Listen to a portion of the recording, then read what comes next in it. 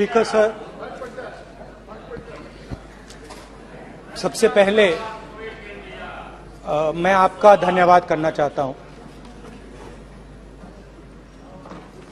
कि आपने मुझे लोकसभा में रीइंस्टेट किया।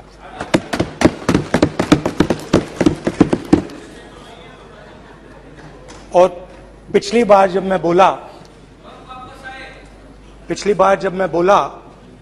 तो शायद मैंने आपको थोड़ा कष्ट भी पहुंचाया, क्योंकि मैंने इतनी जोरों से अदानी जी पे फोकस किया कि जो आपके सीनियर नेता हैं शायद उनको थोड़ा कष्ट हुआ। तो वो जो उनको कष्ट हुआ,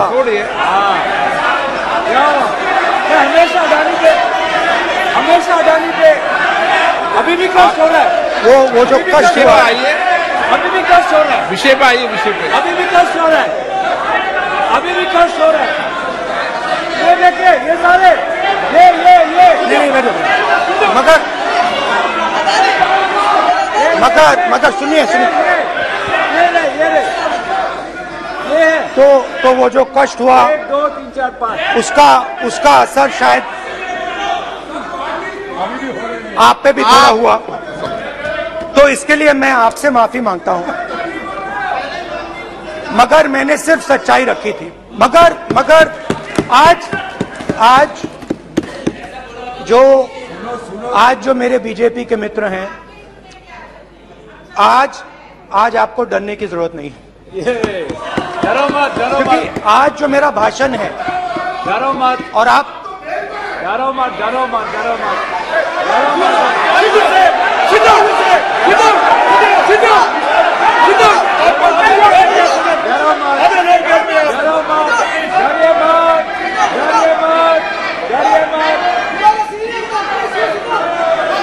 स्पीकर सर, अरे बैठो,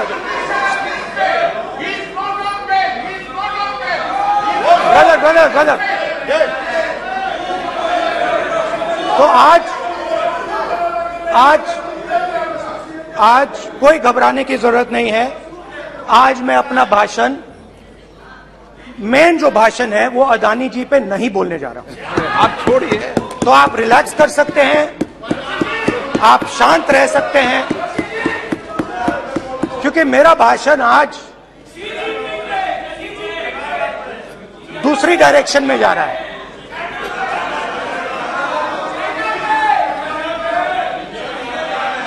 रूमी ने कहा था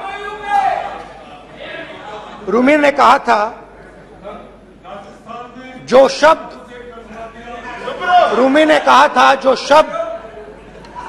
दिल से आते हैं वो शब्द दिल में जाते हैं। तो आज मैं दिमाग से नहीं बोलना चाह रहा हूं, मैं दिल से बोलना चाह रहा हूं।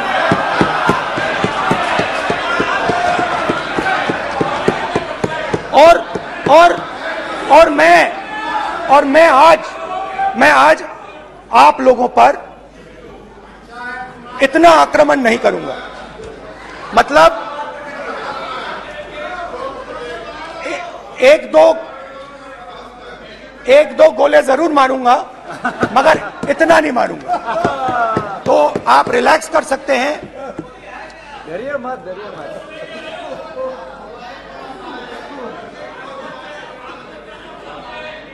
अरे रक्षा मंत्री जी आज संभाल लेंगे आप लोग।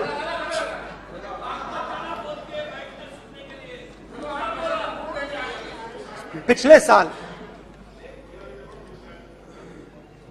130 दिन के लिए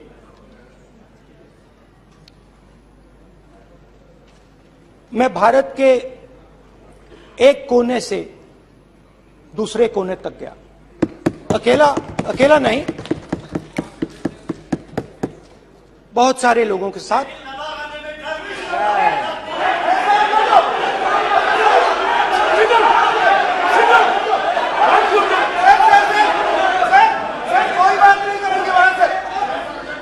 सर, ये हमारा टाइम खत्म करने का साजिश है। प्रधानमंत्री बोलेंगे ऐसे ही हो गया सर। सारे समाज निकल गए। समुद्र अधीर अधीर अधीर समुद्र के तट से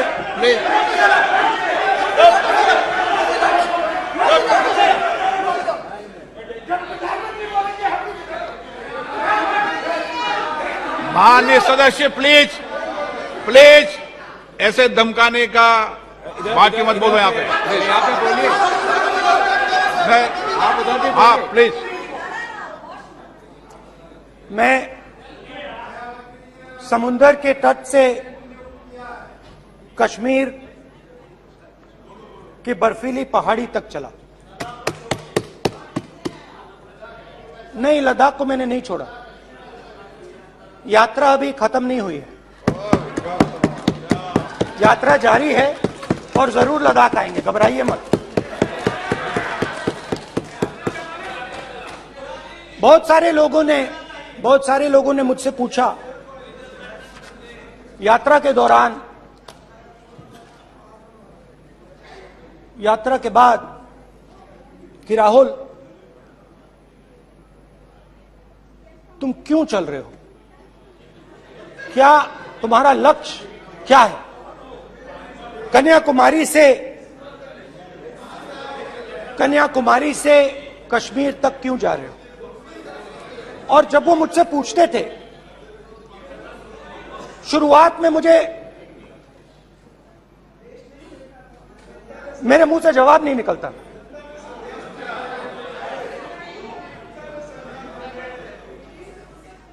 शायद मुझे ही नहीं मालूम था कि मैंने ये यात्रा क्यों शुरू की। जब मैं कन्याकुमारी से शुरू हुआ, मैं सोच रहा था मैं हिंदुस्तान को देखना चाहता हूं, समझना चाहता हूं, लोगों के बीच में जाना चाहता हूं, मगर गहराई से मुझे मालूम नहीं था।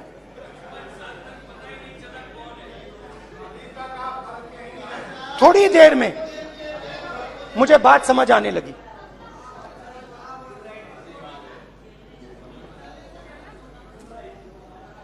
जिस चीज से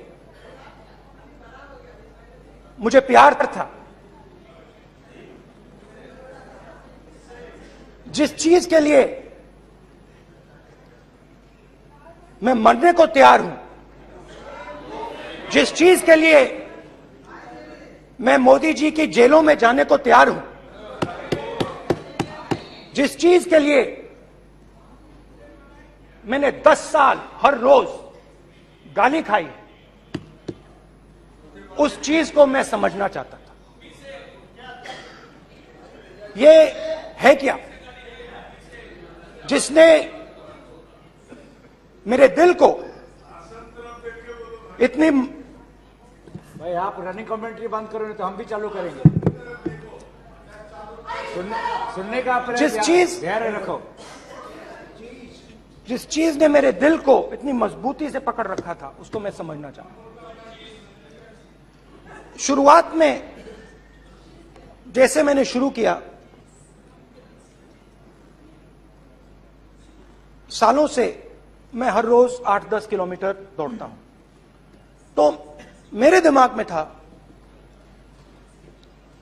कि अगर मैं 10 किलोमीटर दौड़ सकता हूं तो 25 किलोमीटर चलने का क्या मतलब, कोई बड़ी बात नहीं है। ये मैंने सोचा था। आज मैं उस भावना को देखूं तो वो अहंकार था कि मैं ये कर सकता हूं, ये कुछ नहीं है। तो मेरे दिल में उस समय अहंकार था।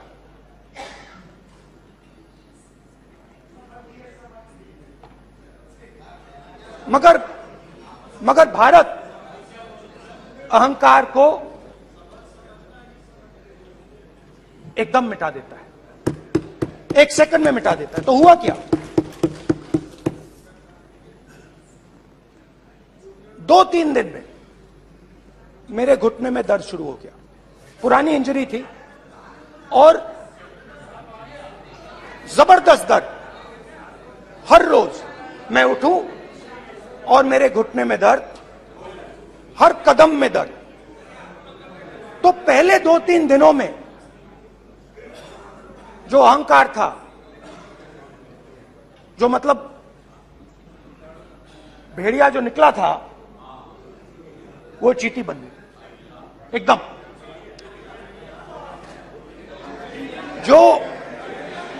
जो हिंदुस्तान को अहंकार से देखने निकला था, वो पूरा का पूरा अहंकार गायब हो गया। और रोज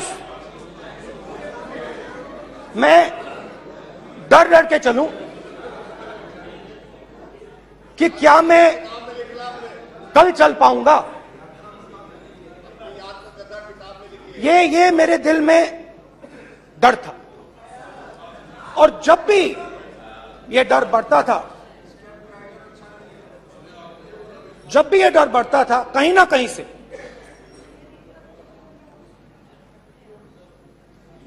कोई ना कोई शक्ति मेरी मदद कर देती। एक दिन मैं सह नहीं पा रहा था, एक छोटी सी लड़की आती है, मुझे चिट्ठी दे देती। मैंने चिट्ठी खोली, 8 साल की थी, उसमें लिखा था, Rahul, I am walking with you, don't worry. उसने मेरे पैर में चोट देखी और उसने अपनी शक्ति मुझे दे दी। सिर्फ उसने नहीं, लाखों लोग ने। और शुरुआत में जब मैं चल रहा था, कोई किसान आता था, मैं एकदम पहले उसको अपनी बात बताता था कि आपको ये करना चाहिए, आपको इस प्रकार से काम करना चाहिए। मगर इतने लोग आए, हजारों लोग आए, कि थोड़ी देर में मैं बोल नहीं पाया। जो मेरे दिल में बोलने का डिजायर था, वो बंद हो गया। बोल ही नहीं पाया, क्योंकि इतने लोगों से बोलना था। और एक सन्नाटा सा छा गया, भीड़ की आवाज थी, भारत जोड़ो, भारत जोड़ो, भारत जोड़ो। और जो मेरे से बात करता था, उसकी आवाज में सुनता गया।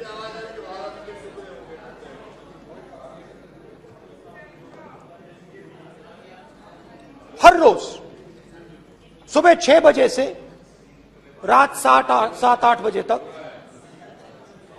आम आदमी, गरीब, अमीर, बिजनेसमैन, किसान, मजदूर, सबकी आवाज।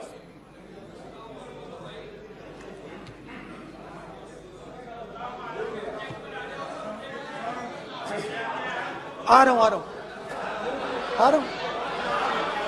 आप कल से रुके, अब थोड़ा और रुक लो, 5-10 मिनट रुक जाओ। तो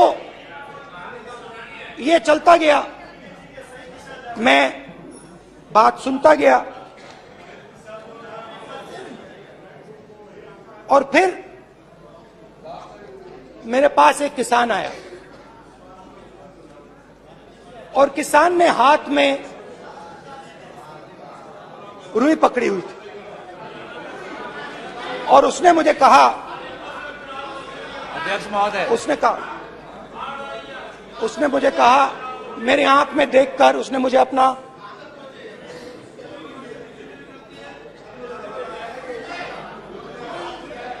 वो रुई का बंडल दिया, और उसने कहा, राहुल जी, यही बचा है मेरे खेत का यही बचा है, और कुछ बचा नहीं है। मैंने उससे, जो मैं नॉर्मली सवाल पूछता था, भैया आपको बीमा का पैसा मिला, वो पूछा। बीमा का पैसा मिला, वो पूछा। और किसान ने मेरा हाथ पकड़ा। किसान मुझे कहता है कि नहीं राहुल जी, मुझे बीमा का पैसा नहीं मिला, हिंदुस्तान के बड़े उद्योगपतियों ने वो मुझसे छीन लिया। मगर इस बार बड़ी अजीब सी चीज हुई। जब मैंने किसान को देखा और वो मुझसे बोल रहा था, तो जो उसके दिल में दर्द था वो मेरे दिल में आया। जो उसके आंखों में शर्म थी जब वो अपनी बीवी से बात करता था, वो शर्म मेरी आंखों में आई। जब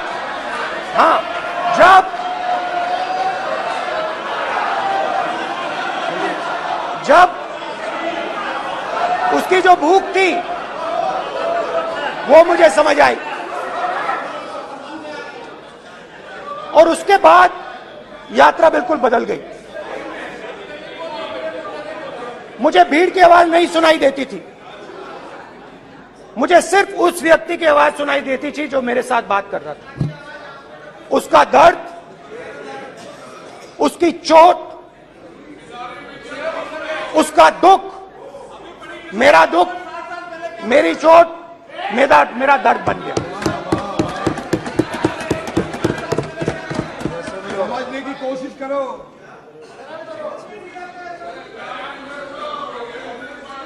भाई और बहनों, लोग कहते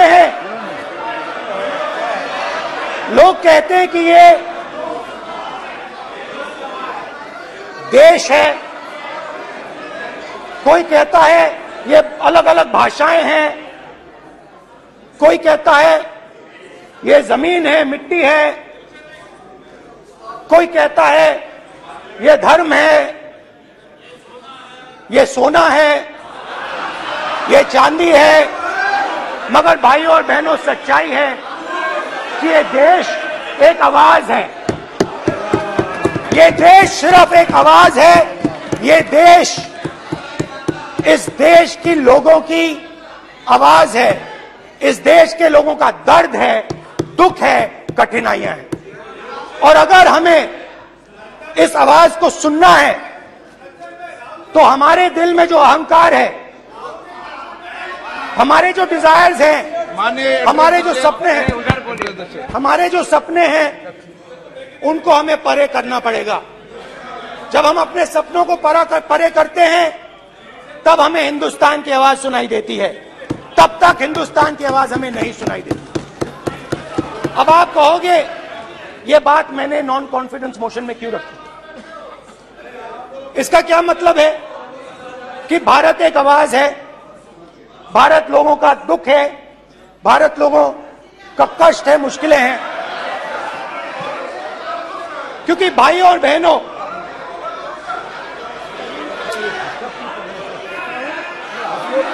अध्यक्ष महोदय, अब पूरा सूद समेत जवाब तुमको मिलेगा। तो पूरा सूद समेत जवाब देंगे सर। फिर आप हमें मत रोकेगा सर। अध्यक्ष महोदय, फिर आप हमें मत रोकेगा सर।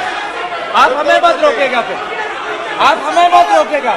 आप हमें मत रोकेगा फिर। आप हमको मत रोकेगा सर। हम सब देख रहे हैं, सब सुन रहे हैं, आप हमको फिर मत रोकेगा सर। तो स्पीकर सर,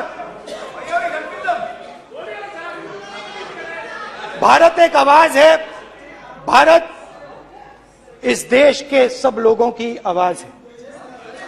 और अगर हम उस आवाज को सुनना चाहते हैं, हमें अहंकार को, नफरत को मिटाना पड़ेगा। स्पीकर सर, कुछ ही दिन पहले मैं मणिपुर गया। हमारे प्रधानमंत्री नहीं गए, आज तक नहीं गए, क्योंकि उनके लिए मणिपुर हिंदुस्तान नहीं है।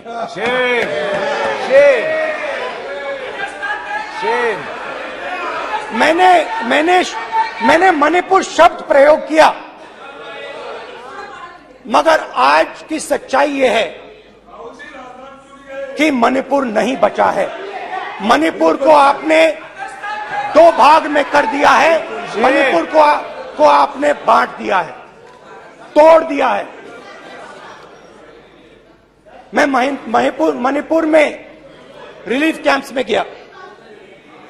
रिलीफ कैंप में आज जा रहा हूं, आज जा रहा हूं मणिपुर में रिलीफ कैंप में मैंने महिलाओं से बात की। ठीक है सर,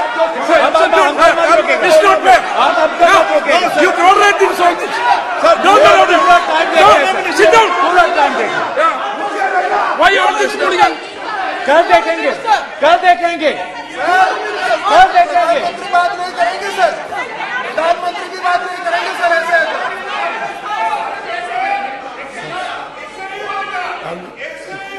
सूद समय मैं मणिपुर गया और मणिपुर के कैंप्स में मैंने महिलाओं से बात की, बच्चों से बात की,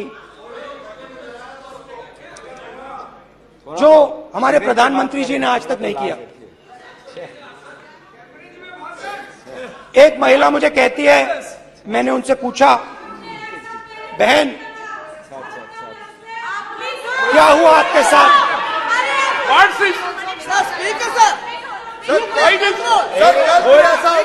एक एक मंत्री बोल रहे हैं, एक एक मंत्री खड़े होके बोल रहे हैं, एक एक मंत्री खड़े होके ऐसे कर रहे हैं, एक एक मंत्री खड़े होंगे तो पूरे सांसद खड़े होंगे यहाँ पे, पूरे सांसद खड़े होंगे यहाँ पे, बैठे नहीं है चुपचाप करने का, पूरे सब खड़े होंगे, पूरे सब खड़े होंगे। कल कांग्रेस पार्टी ने पूरा देश खड़ा होगा आपके खिलाफ, तो पूरा देश कल आपके खिलाफ खड़ा होगा। मैं बहुत सारी महिलाओं से बात किया, मगर मैं आपको दो उदाहरण देना चाहता हूं। एक महिला मुझे कहती है, मैंने कहा क्या हुआ तुम्हारे साथ? कहती है, मेरा छोटा सा बेटा, महिला का सम्मान करें प्लीज, ये सम्मान, एक ही बच्चा था मेरा, कोई शर्म कर लो गल मारी, एक ही बच्चा था मेरा, मेरे सामने, मेरे आंखों के सामने उसको गोली मारी है। मैं पूरी रात, आप सोचिए, आप अपने बेटे के बारे में, बेटों के बारे में सोचिए, मैं पूरी रात उसकी लाश के साथ लेटी रही। झूठ नहीं, झूठ आप बोलते हो, झूठ मैं नहीं बोलता हूं। मैं पूरी रात उसकी लाश के साथ लेटी रही और फिर मुझे डर लगा, मैंने अपना घर छोड़ दिया, जो भी मेरे पास था वो मैंने छोड़ दिया। मैंने उनसे पूछा, कुछ तो लाई होगी? कहती है, नहीं, सिर्फ मेरे जो कपड़े हैं ये मेरे पास हैं। और फिर इधर उधर ढूंढती है और एक फोटो निकालती है और मुझे कहती है, यही मेरे पास अब बची है।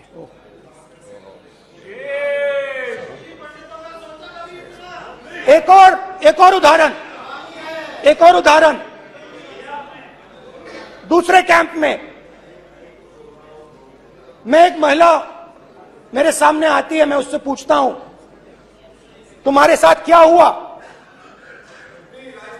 क्या हुआ तुम्हारे साथ? और जैसे ही मैंने ये सवाल पूछा,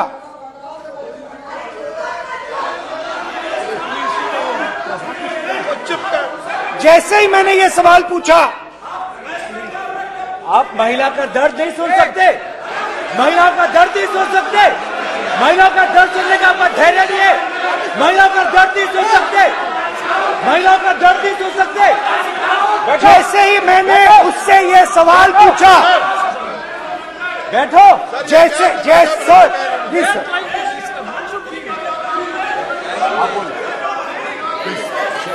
शर्म करिए, शर्म करिए।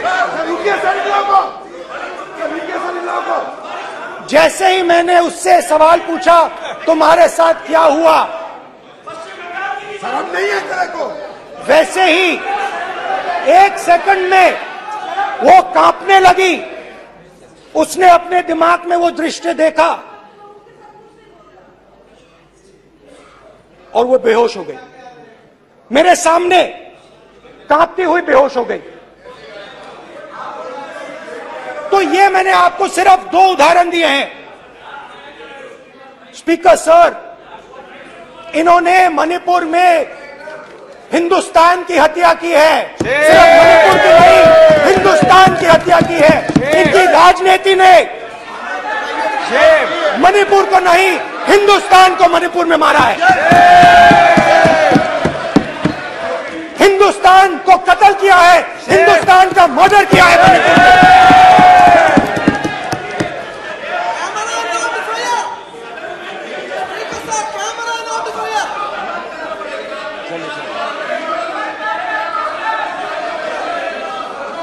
अरे 2 भाग के हैं, शर्त करिए जी।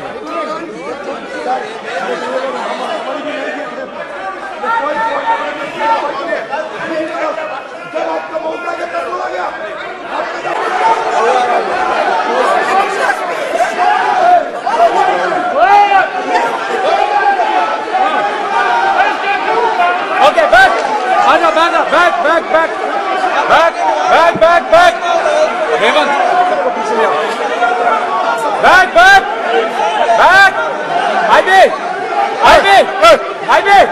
हाईवे हो गया प्रतापन हो गया। आप भाषण नहीं सुनना चाहते हैं? आप भाषण नहीं सुनना चाहते?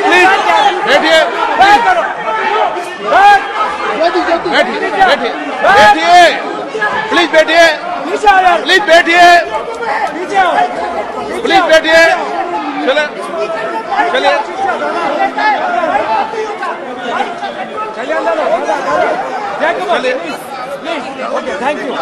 Thank you.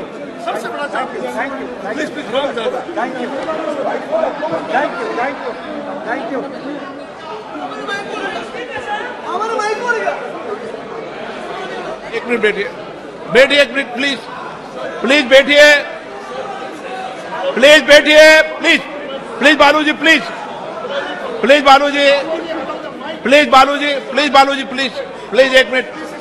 एक मिनट प्लीज बैठिए। माननीय सदस्यगण, ऐसे नहीं सकते। जिस तरीके का व्यवहार आप टेबल पर आकर कर रहे हैं, इस तरीके से सदन नहीं चलेगा। ये तरीका ठीक नहीं है। जब मैंने किसी को कहा है तो कहा है, ऐसे सदन नहीं चलेगा। आप सदन नहीं चलाना चाहते, अलग बात है। अब अपनी बात कहिए, गलत तरीका है। नो, ऐसे सदन चलने वाला नहीं है। जो माननीय सदस्य टेबल पर हैं, उनके खिलाफ कार्रवाई होगी। प्लीज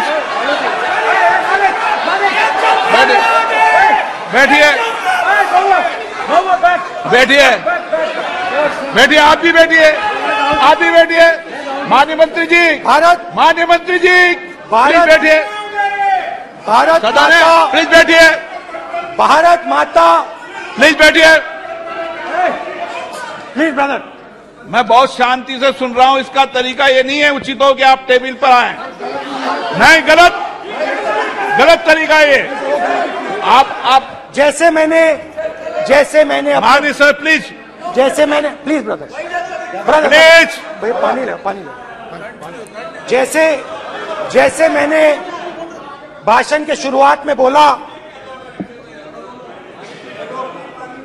भारत एक आवाज है। भारत हमारी जनता की आवाज है, दिल की आवाज है। उस आवाज की हत्या आपने मणिपुर में की। इसका मतलब भारत माता की हत्या आपने मणिपुर में की।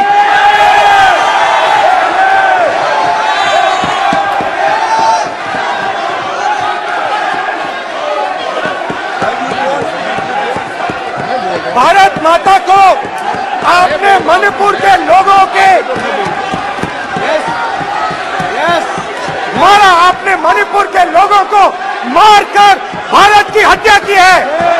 आप देशद्रोही हो, आप देशभक्त नहीं हो, आप देश प्रेमी नहीं हो, आप देशद्रोही हो। आपने देश की हत्या मणिपुर में की। प्लीज एक मिनट, प्लीज बैठिए, प्लीज बैठिए। अब सवाल आप उठता है, बैठना चाहते नहीं बैठना चाहते, आप बैठना चाहते नहीं बैठना चाहते, इसीलिए आपके बैठना प्रधानमंत्री चाहते आप। मणिपुर में नहीं मैं जा कह रहा हूं, सकते बैठिए आप हैं क्योंकि उन्होंने प्लीज। देश की हत्या की है। मणिपुर में हिंदुस्तान की हत्या की है, भारत माता की हत्या की है। मणिपुर में, मणिपुर के लोगों के दिल में। प्लीज एक मिनट बैठिए आप, एक तो मिनट सवाल बैठिए। उठता है, एक मिनट बैठिए, एक मिनट। आप भी विराजे, आप भी विराजे, आप भी विराजो, आप भी विराजो। आप बैठिए सही, नहीं बैठिए रहने दो आप, चलो आप बैठिए, बैठिए आप प्लीज, बैठिए आप प्लीज। आप बोल रहे फिर आप भारत माता के रखवाले नहीं एक हो, मिनट माननीय सदस्य। आप भारत माता के हत्यारे हो। प्लीज माननीय सदस्य, प्लीज प्लीज माननीय सदस्य, please please please please please. देखिए माननीय सदस्यगण, प्लीज प्लीज। माननीय सदस्यगण, भारत मां हमारी मां है, हमें सदन में बोलते समय संयम बरतना चाहिए। मेरा अपनी मां की हत्या की बात कर रहा हूं मैं, मणिपुर में अपनी मां की हत्या की बात कर रहा हूं मैं, आदर से बोल रहा हूं। आपने मेरी मां की हत्या की मणिपुर में। एक मेरी मां यहां बैठी है, दूसरी मां को आपने मणिपुर में मारा है।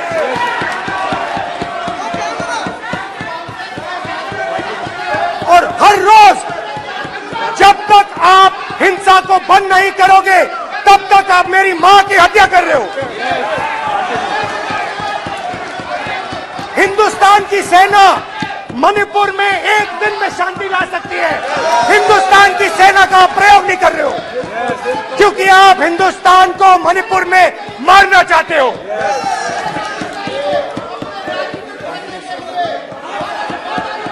तो अगर नरेंद्र मोदी जी हिंदुस्तान की आवाज नहीं सुनते हैं, अगर हिंदुस्तान के दिल की आवाज नहीं सुनते हैं, तो किसकी आवाज सुनते हैं? दो लोगों की आवाज सुनते हैं। किसकी आवाज सुनते हैं? प्लीज माननीय सदस्य, किसकी आवाज सुनते हैं? माननीय सदस्य, और इसलिए सुनते हैं। नो ये गलत तरीका माननीय सदस्य, देख लीजिए गलत तरीका है। अडानी जी के लिए मोदी जी ने क्या काम किया है, देख लीजिए।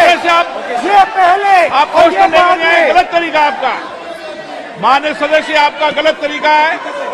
आप सीनियर सदस्य हैं, आप इस तरीके का बाहर सदन में मत करिए।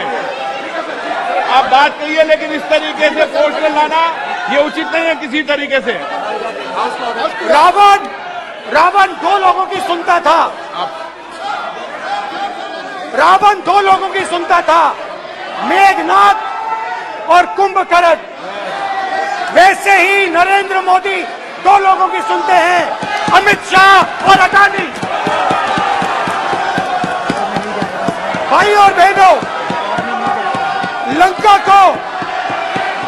को हनुमान ने नहीं जलाया था, लंका को रावण के अहंकार ने जलाया था। प्लीज माननीय सदस्य, आप संयमित बोले। आप ये सदन है, आप तरीके से बोलिए माननीय राम सदस्य। ने रावण को नहीं मारा था, रावण के अहंकार ने रावण को मारा था। आप पूरे देश में केरोसिन फेंक रहे हो, पूरे देश में आप केरोसिन फेंक रहे हो। आपने मणिपुर में केरोसिन फेंकी और फिर चिंगारी लगा दी। अब आप हरियाणा में कर रहे हो, पूरे देश को आप जलाने में लगे हो। आप पूरे देश में भारत माता की हत्या कर रहे हो। धन्यवाद स्पीकर।